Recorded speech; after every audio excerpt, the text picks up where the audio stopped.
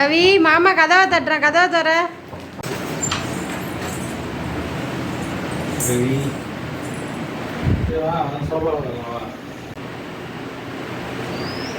ஏங்க விஷயம் ஒரு மாதிரியா இருக்க?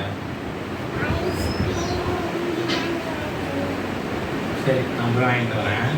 இப்போ பார்த்தீங்கன்னா கவிரக்ஷா நம்மக்கிட்ட பிரியாணி கேட்டால், ஸோ நம்ம சிக்கன் வாங்குறதுக்காக சிக்கன் கடைக்கு வந்திருக்கோம். அவங்கக்கிட்ட நம்ம பிரியாணிக்கு ஏற்ற மாதிரி பீசஸ்லாம் போட சொல்லிட்டு வந்தேன் அண்ணன்கிட்ட. அவர் அதுக்கேற்ற மாதிரியான பீசஸ் போட்டுக்கிட்டு இருக்கிறாரு.